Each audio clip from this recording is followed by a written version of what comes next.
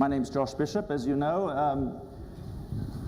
Thanks to the organizers for inviting me to facilitate this session. And thanks also to Minister Balakrishnan for his comments. I think he gave us both good news and bad news. And he brought some of the gloom from Poland and the climate negotiations, I suppose. But he also gave us some silver linings and some positive stories, and I was particularly interested in his presentation of Singapore as a kind of microcosm of the spaceship Earth, which is sort of the limited small planet that is increasingly obvious to all of us, and some of the business opportunities that arise from recognizing those limits that we face. And I'm going to look to my fellow panelists for some examples, other examples of silver linings and business opportunities in the challenges, the environmental challenges that we all confront.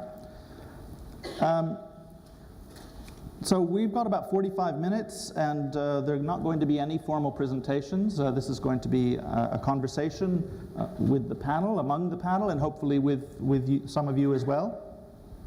Just by way of introduction, you have in front of you, starting on my immediate left, Victor Tay, who's the CEO of the Singapore Business Federation. Heather Wright, who's Environment Program Officer at the Gordon and Betty Moore Foundation. Kara Hurst, who's the CEO of the Sustainability Consortium, a new organization to me, but I expect we'll hear a little bit more about that.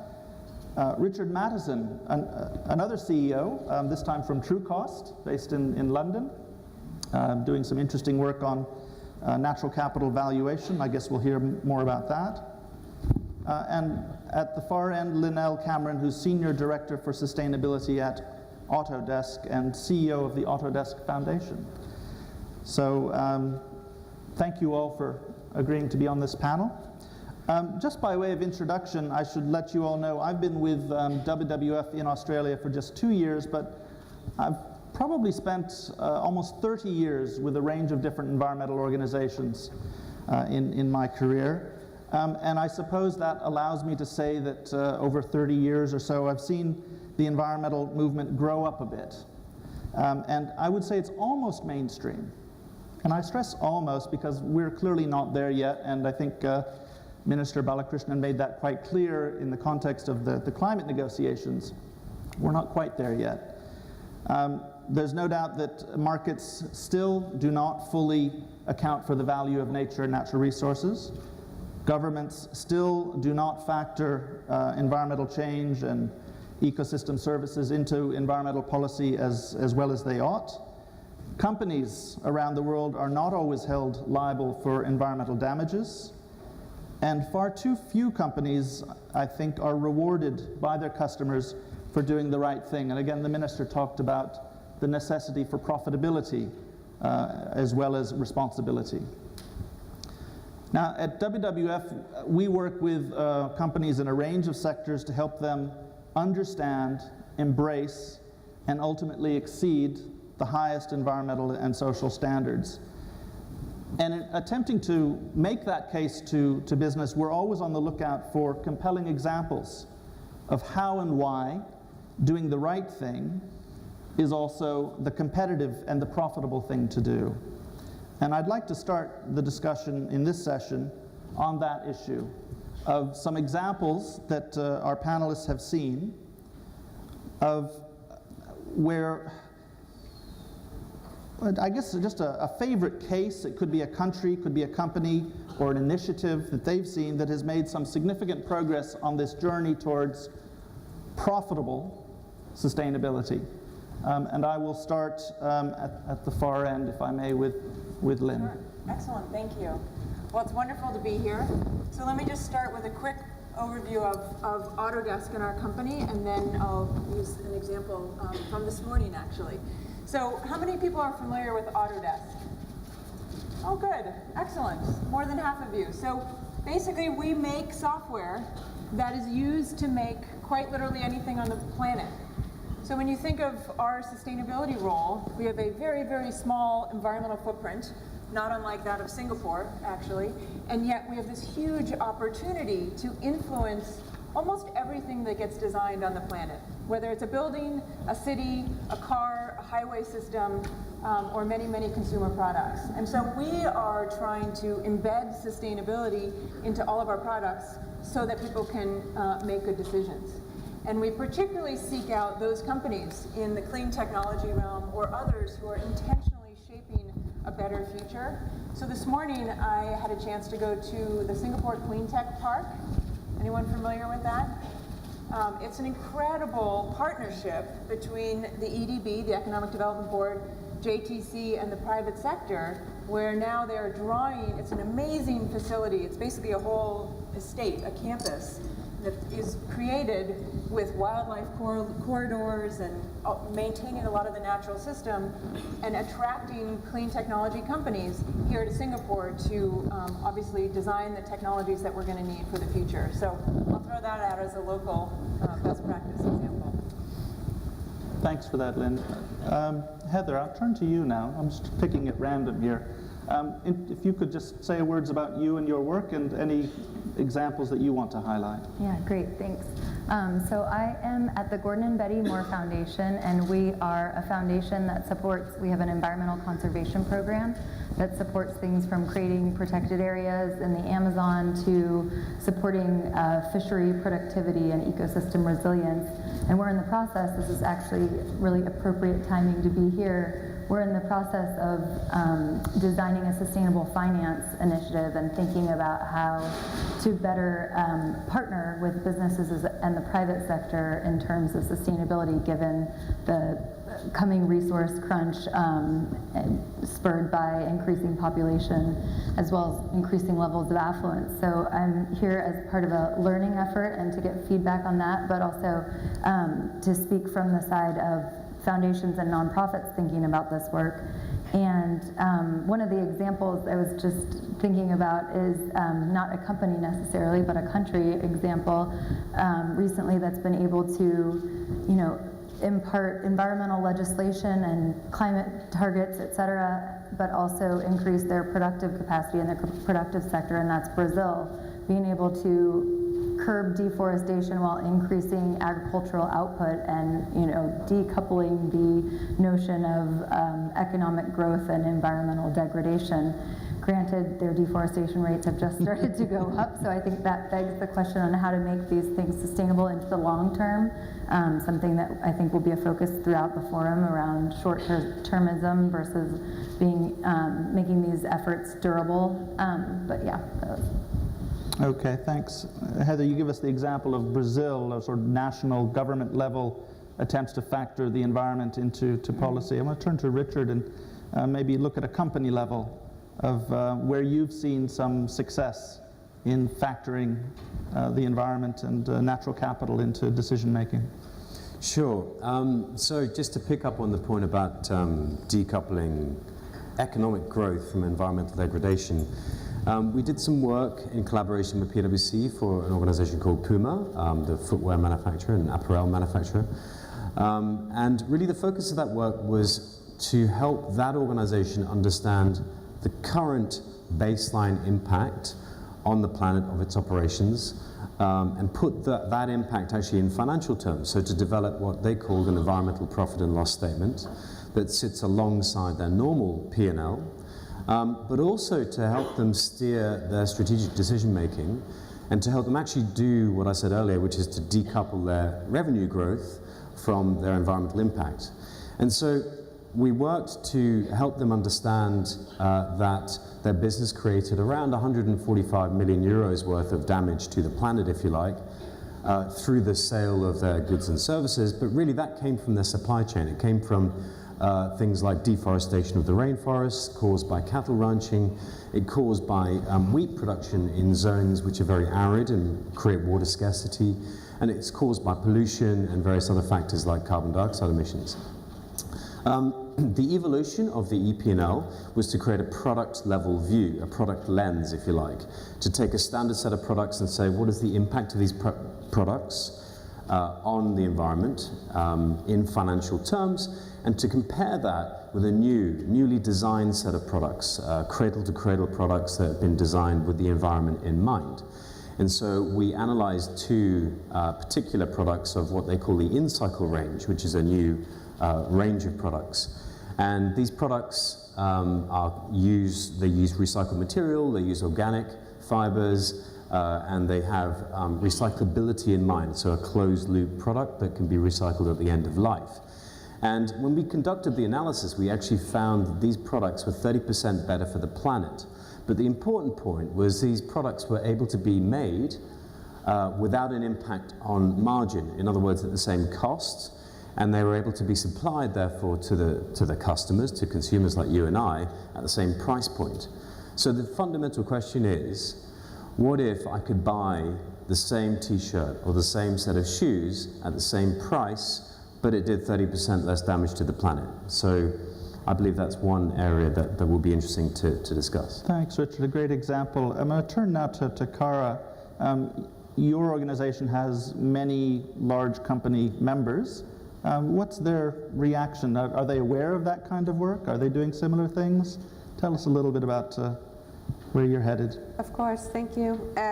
So thanks to the Responsible Business Forum and our friends at TEEB for having me here. I think this is a terrific opportunity.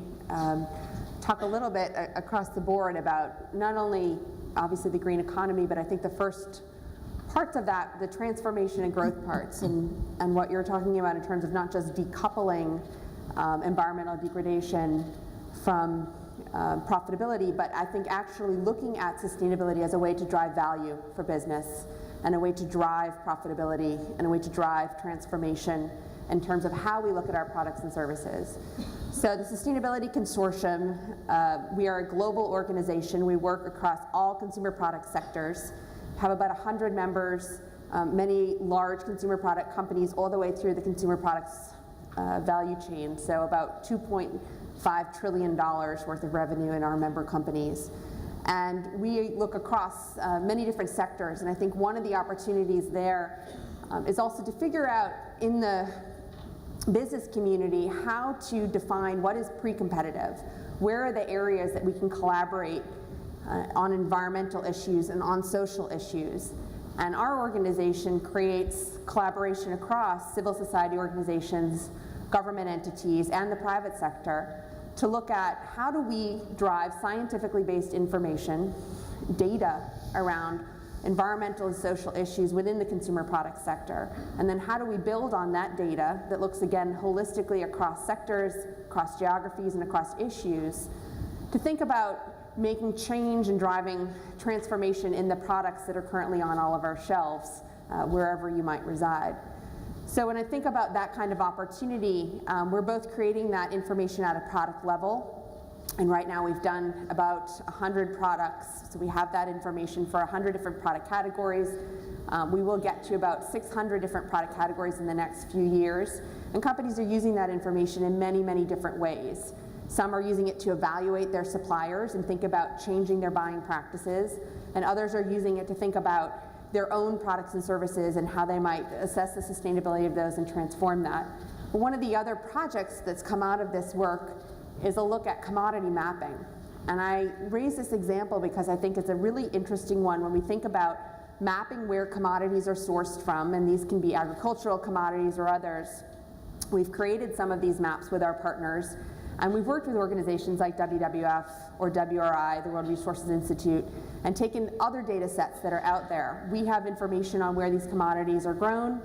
Think of soybeans. We have a geographical map of where soybeans are grown around the world, and then we overlay on that data on water scarcity, on biodiversity risk, on social issues. And we're able to have a very different perspective about how these issues might come together. So where one region is producing a commodity, there's other sectors that are in there producing different things. There are information that people have on watersheds and aqueducts and water scarcity information, on policies, on government schemes. And so I think all of this information, again, one of the amazing opportunities before us is to look at this information in a new way. And we can only do that when we create these collaborative initiatives where people are able to come together and look holistically at an issue from a geographic perspective. Thanks for that. I want to come back later to this issue of pre-competitive activities, because of my experience of working with a lot of companies is they're always looking for a competitive edge, and they're very often looking for exclusives. Sure. So finding that balance between what's competitive and what's pre-competitive is an interesting one. Victor, I'd like to come back now to the Singapore context, since we are here, your guests. Can you tell us a little bit about what the Singapore Business Federation is doing in this space, and some of your favorite examples? Well, firstly, the Singapore Business Federation is a national chamber. I think in the US, you have the US Chamber of Commerce, so we are the equivalents of that. Within the Singapore Business Federation itself, we lead the Singapore Sustainability Alliance. That had 3 parts to that. A triple helix model, one where government agencies are involved. The second part, the businesses, sectorial associations, the chambers are involved as well. And the third part, the research institutions come together. Why this model? Because we realize that there have been many examples that shows that government policies, economic policies had a very strong influence over how businesses actually implement this, be it their incentives or be it their penalties, punitive measures for how you do not adhere to certain policies. The research institutions are nested in here because there are innovative ways of how you actually implement certain things, be it from design perspective or from the product perspective as well. And within this alliance, we actually look at way how to actually collaborate. And I think collaboration by itself, in many times, allow us to do things in a better way. For instance, I think, just give you an example that just now we are asking for what are the various countries or industry examples. In Europe, I think we've seen the WEEE electives, the waste, electrical, electronics electives, where they actually highlight that producers' responsibilities. If you are a producer, be you a consumer electronics, you're a Sony, a Panasonic, a Siemens, etc., there's an end of shelf life issues about all your products, from television down to your phones and everything. In there is a responsibility of the producers to actually recycle it back. And because of that, they come together as a consortium. I've been to Sweden and also to Germany. They have actually, in consortium, come together, and therefore they look at the recycling basis, how to get back all this various electronic component back to the same source, and therefore be able to actually deconstruct them and recycle them in some basis. And if that is that issue, and that's where they actually activate in the design basis as well. If you know at the end of shelf life, you have to actually deconstruct and actually recycle. A predominance of that, then I think perhaps in a design basis, you have actually have early design to make sure the products comes in handy. It's easier to deconstruct as well. So that's one example.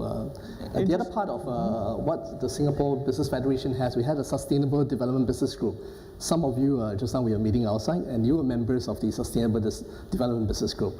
We had some 500 over members out of some 20,000 members of SBF who are in there. Some of this actually flow through various value chains. They could be from the clean technology field, they could be from the water recyclers down to alternative energy, etc. Many times they came together and said, how do we actually work together in the value chain? Without which, I think it's quite tough to actually move in this direction. And the last part of this is the Singapore Business Federation actually do a lot about advocacies. And I guess where government policies or international policies are concerned, a lot of times you need a voice to actually voice out what are the challenges, issues, even predicaments as well. Recently, I think what ministers have been talking about the haze issue, despite that the sustainable agricultural practice has been practiced within this region, but you realize that at certain remote places where economics-wise is possibly, I think, a lot more pragmatic for them to actually start burning forests to actually clear land. Issues like that become a problem. And I think that's where we actually look at it.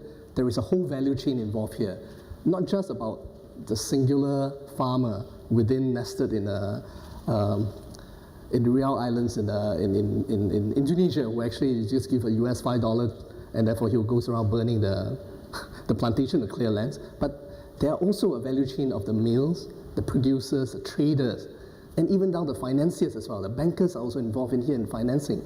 So I think that's where we come in, and therefore looks at the whole relationship and to see where the tension and how we actually can pull the whole value chain to make sure there are adherence or compliance. Thanks for You mentioned the value chain and producer responsibility, which I think links to what Cara was talking about with the commodity mapping, and I know it links to what Puma was doing with their environmental profit and loss. And I think there raises some really interesting questions about the limits of corporate responsibility and what companies should be expected to deal with in terms of their supply chain and what's happening upstream, but also end of life, what's happening downstream in the use of their products.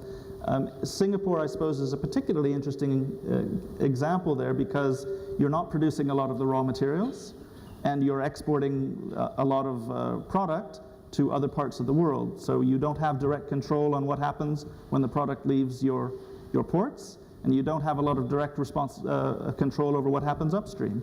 So I'm curious how the Business Federation addresses that issue of impacts right through the entire value chain. Well, you're right. Singapore is actually, since the founding days of Singapore, I think when Sir Stamford Raffles founded Singapore in 1819, and therefore he pointed and said, this is a trading post. So Singapore being a trading post, a transshipment hub of the world, tends to actually does trading and therefore a supply chain of all these parts of the various parts of the world. However, you do notice that a lot of all these products come by Singapore is not just merely a transshipment. A lot of times it's about assembly or integration, or sometimes even localization or for distribution within the Southeast Asia as well. That's where this part is concerned. The procurement function, especially some of these are regional headquarters here, the procurement function are nested here. And I think that's where even some of you, as I recognize within the audience here, some are within the procurement function.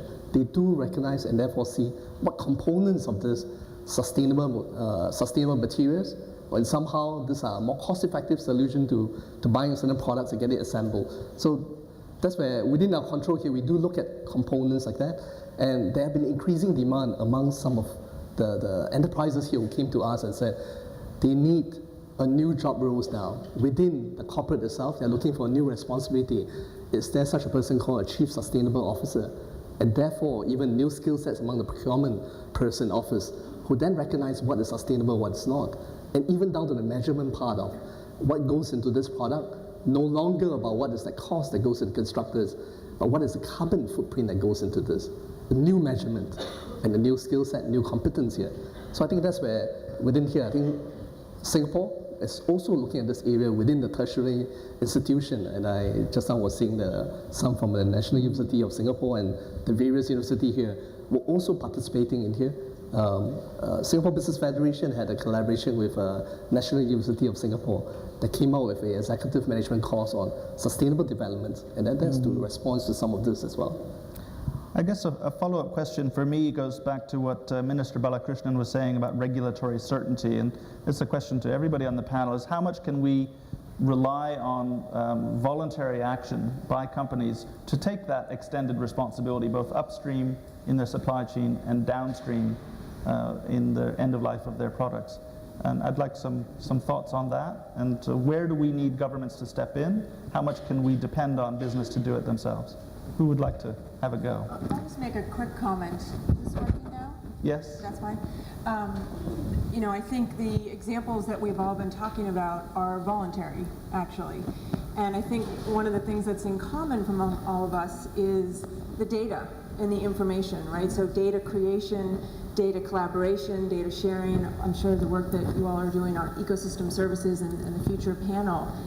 And that didn't exist 5 years ago, 10 years ago. We didn't have environmental profit and loss. How is a question for fellow panelists, how can we democratize that information and accelerate it? I mean, we would love to do an EP&L. It's really, really expensive. So how do we move? I mean, we've looked into it. I mean, we think the work that you've done is phenomenal. But how do you democratize that information so that we can accelerate as we move forward? I can also chime in here. I think one of the roles a government can play is in somewhat leveling the playing field. So providing more of a level playing field around some of this information to encourage more innovation, to encourage more challenge, to allow for corporations to have that bit of differentiation and competitiveness, which drives things forward. I know for us, one of the important things as a civil society organization ourselves is to be transparent about our information and to try and provide that. We're working, for example, with the European Commission on their single market for green products and the product environmental footprint work that they're doing to try and provide the information, the research that we've already done to that effort so that they can accelerate and that they don't have to repeat that kind of research if it's useful to their effort. However, I think that for a lot of companies, that kind of the data or that look is really a starting point.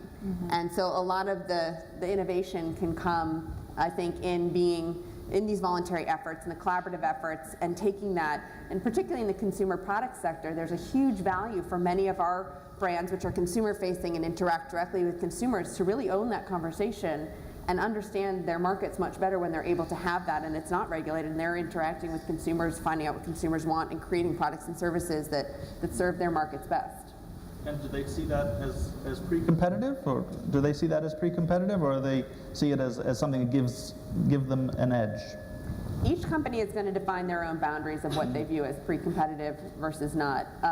I think where we found, at least in our work at the consortium, there's tremendous amounts of appetite for pre-competitive collaboration on defining what are the most material, social, and environmental issues together. These issues of energy, water, waste, food, any of the larger systems that we're all challenged by, there's tremendous amounts of work that need to be done together because no one company is going to solve issues on their own there. But how they implement that or how they speak to consumers might get more, for some of them, into the space of competitiveness. Heather, I want to come back to you. Do you have a comment on this? Or I do. Go for it. Well, I was just thinking in terms of the data and democratization of the data available. That's something we've been thinking about a lot, and how we can support the research efforts. And I think in the natural capital accounting panel, they'll probably talk a little bit more about that. But I think also linked to that is around this kind of issue of transparency and how important it is to be able to trace supply. And we're seeing a lot of commitments from downstream, retailers and buyers around wanting deforestation-free products. But really, there's an important shift that's required for the upstream producers to be able to transform their practices and be able to trace back to the origin. I think the minister even mentioned this, the origin of the products. So I think we're in a transition period right now where there's transitional finance that will be a big piece of this as we see, demands placed on small to medium to large producers on the ground that are like, okay, we hear that you want these deforestation for your, sustainably produced products, but what do we need to get there? And I think there's a recognition, at least with our work, that there will be some kind of de-risking of that investment that needs to happen, and hopefully that'll be a mix of public and private finance. I think we were talking about government and voluntary action, but in the work we've been doing, we generally see the innovation coming from the businesses and then the regulation kind of following in terms of, setting the floor or really kind of making sure there's durability and sustainability around whatever policies are there, while the businesses are kind of experimenting and trying new approaches. And that's kind of been in the experience, which is more around the commodities related to deforestation that we've worked on. I suppose that's going back to the minister's speech. That issue of long-term commitment is one of our major challenges. Yeah. We've seen in Europe, for example, the growth of a carbon trading market and then the subsequent collapse of that market. So the question, I suppose, is what has sticking power in business? Is supply chain management something that has sticking power? And if so, why? But let's come back to that. Victor, you had a comment you wanted to add. Yeah, I want to highlight that possibly I think there is a collaboration between the industry and the government that to take place in this. I think if you look at the various, if you give a concrete example, the various industry that actually does this, the forestry stewardship, I think being one. There is also in palm oil, there's a roundtable for sustainable palm oil as well. So I think that's where industry gather together and say, let us actually look at how we could actually make a value chain around and therefore make a traceability of it. The forestry stewardship, we could see they were able to actually trace the source of where the pulps and the papers and the trees were coming from. In the palm oil basis as well, they were in some way able to actually put certificates over to where the palm oil sources and therefore able to trace them through mills, even down to the traders and the producers. Although, however, I think we do not have 100% traceability in there. So I think that's that's one part that the industry has to come together, without which a mere legislation or government actually trying to come in, it's difficult to do that. I think that's where there has to be a collaboration. The second part, why I say government ought to come in, no doubt there is a traceability in terms of the palm oil. However, would you notice that different countries, when it comes to importing, certain countries in Europe, we've seen in Netherlands, they ensure that 100% are sustainable palm oil, without which they do not deal with it and they do not want to trade it. However, I think if you deal with the rest, like in China and India, I think they basically do not quite care whether you're certificated or whether you are actually has a traceability over it. I think that's where, because there are various demand coming from various countries, and so businesses in some way would then look at it and is there a demand? If my customer or a country would not in some way, in the trading block, do not look at this as a mandated process, then there is very little onus for them to actually move towards a traceability or a certificate of the origin purpose itself. So I think this actually can be replicated across many other sectors, and that's a food for thought that perhaps I think, is it a ground-up basis from industry, or is it, I think, a top-down from government? I think we need a collaboration from both then.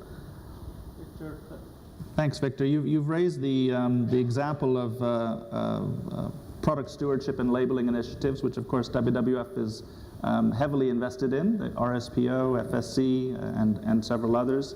There are a lot of issues associated with those schemes, including, as you pointed out, some countries' consumers are very responsive, other countries they're not. And to what extent can we rely on those schemes in India, China, Indonesia, other emerging economies?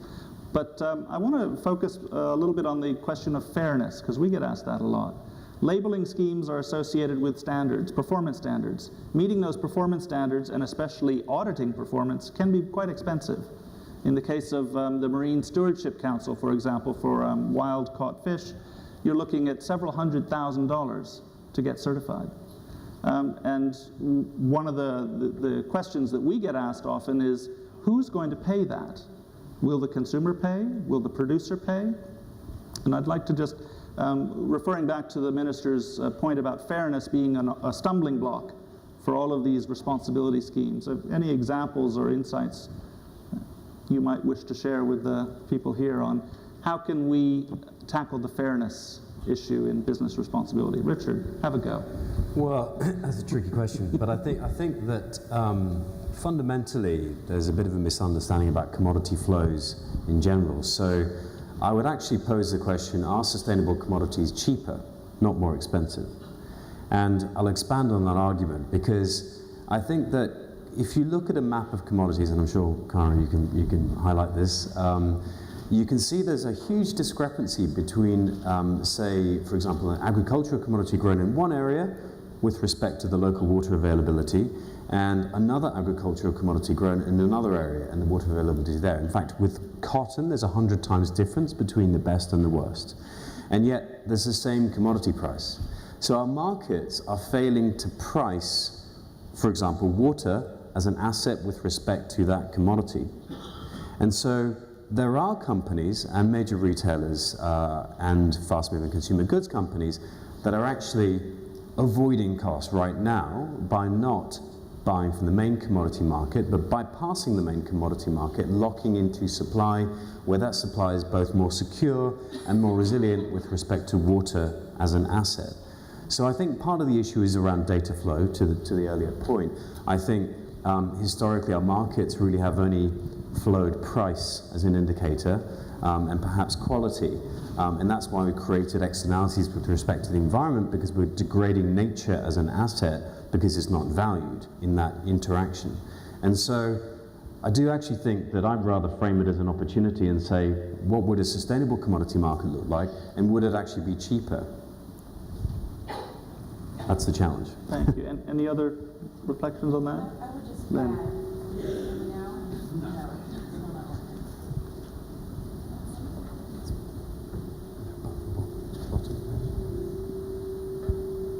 Voice, but Go for it.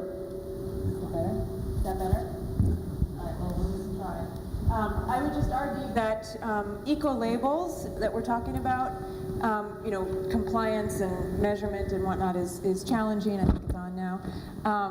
but they raise the bar and they raise the price of entry, basically. And I just think of LEED certification in buildings, and now the Green Mark certification here. And that has, we see the bar rising across all different industries among our customers, where we're building in the standards from these different eco-labels, which are different for every single country, into the basic design environment, so that we are all building greener buildings, whether it's Green Mark or LEED or the UK version of that. So, you know, I think they play a really important role, I think, in getting us where we need to go. I guess I would just add that I think also this conversation, it's a really important one. From the Sustainability Consortium perspective, it's also been a bit limited in the sense that many of the labeling schemes that are out there, I think there's somewhat on the odds of 800 eco-labels that exist at the moment. And so they're confusing to consumers. You don't know necessarily the credibility of the information behind them. And I would say they're also limited in the sense that most are environmentally oriented. And so if you're a consumer and you care about social issues or the intersection of social, environmental, economic issues in the products that you're buying, you know, there's no way necessarily to look at all of that. And so we need to get better at this, and we need to get simplified. And I think I go back to the minister's comments before about these mechanisms that exist, and there are mechanisms that can be created, but it's what we do with the mechanisms and how we really translate those into action that is the most meaningful part of this conversation. Thanks for that. I'd like to invite people here who've been listening patiently to us. I mean, we've scratched the surface of a lot of big issues, and we could probably keep this conversation going for the next couple of hours. But are there other people here who'd like to chip in, ask a question of the panel, make a comment, make a recommendation, or just give us your expectations for the rest of this event? Because we have the opportunity here to set the scene a bit. Let us know your thoughts. So I see 1, 2, let's start here. Could you please introduce yourself? And I assume there are microphones that will come find you.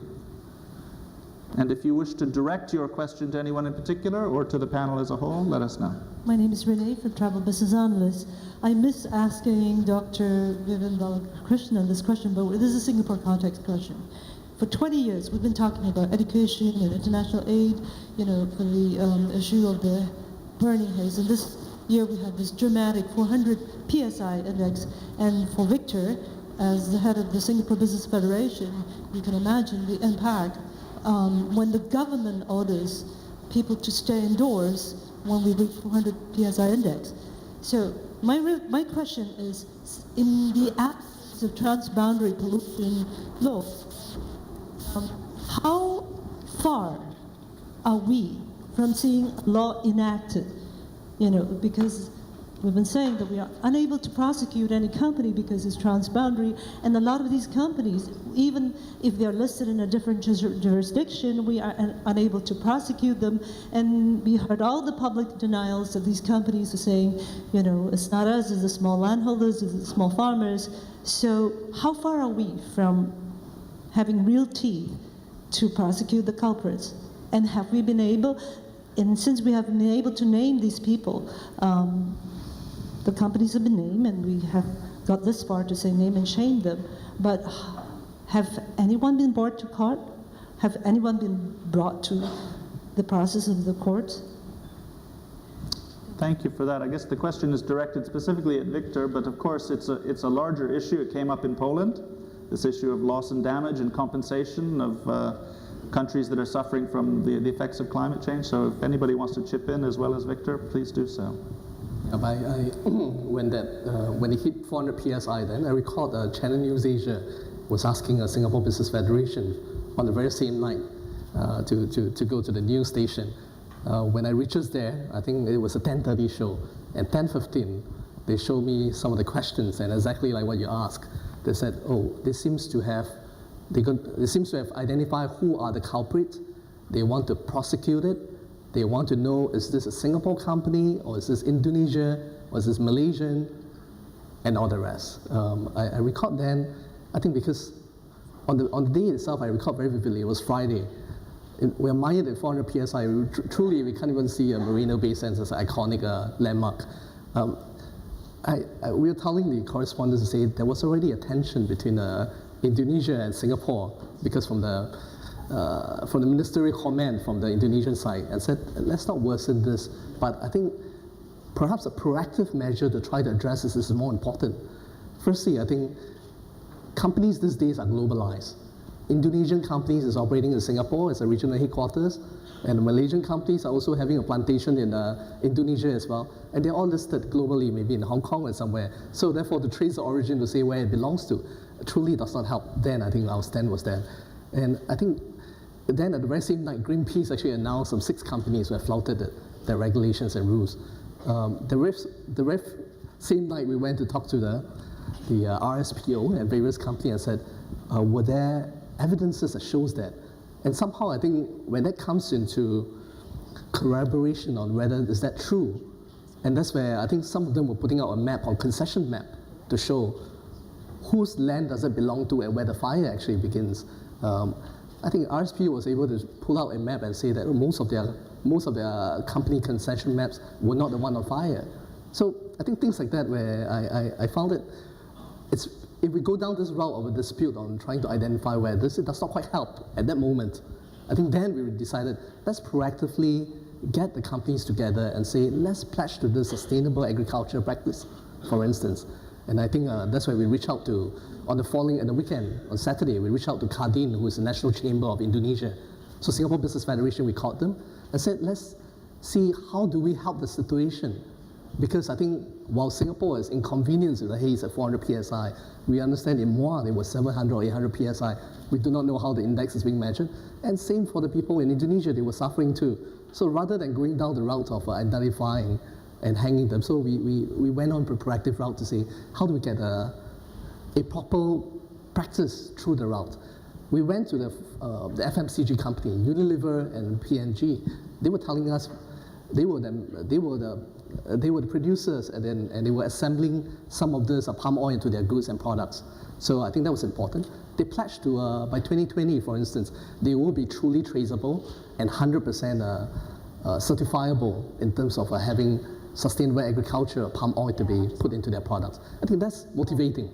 That to us is at least put in action there, rather than just hanging companies and find that there's no other addressable resolutions in there. So I think that's my response to that.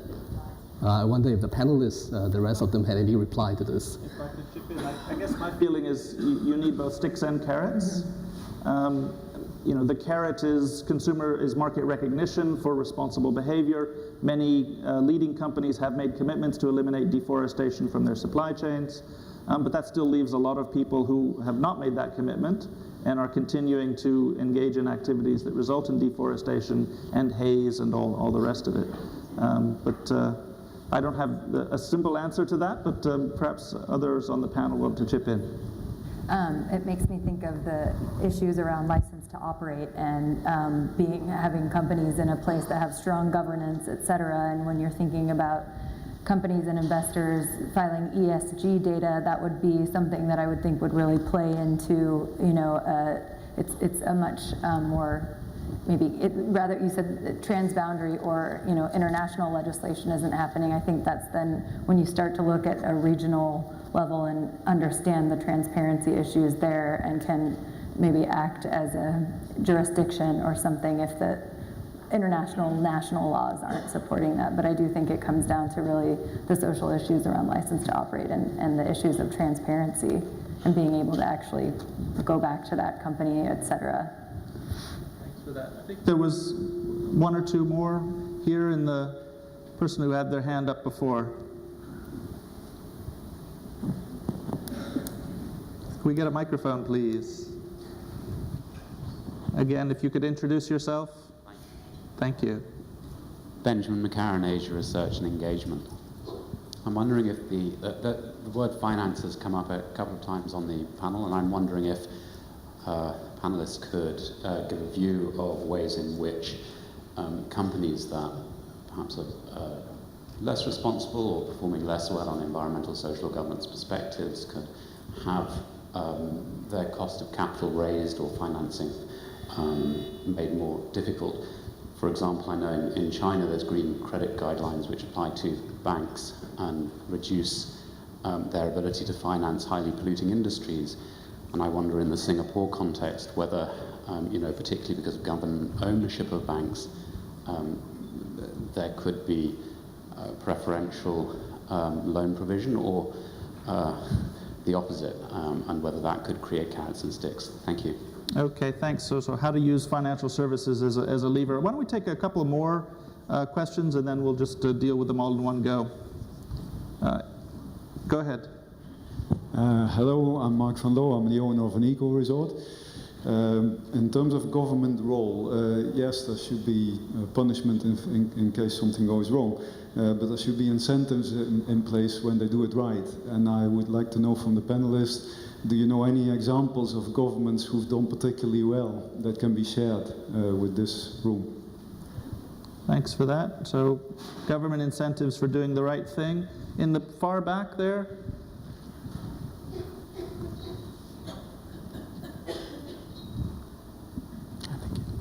Hi, my name is Eka Ginting from Rimbaraya Conservation.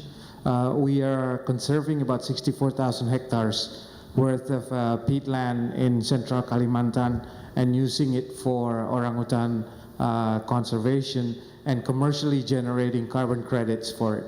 Now, my question is whether this is a sort of model that might be interesting to commercially approach the question about peatland destruction by also creating an economy, a business model around conserving it, around protecting it. I'd like to hear the thoughts of the panel regarding that. Thank you. Thanks for that. So just some little questions there. How to use financial services as an amplifier.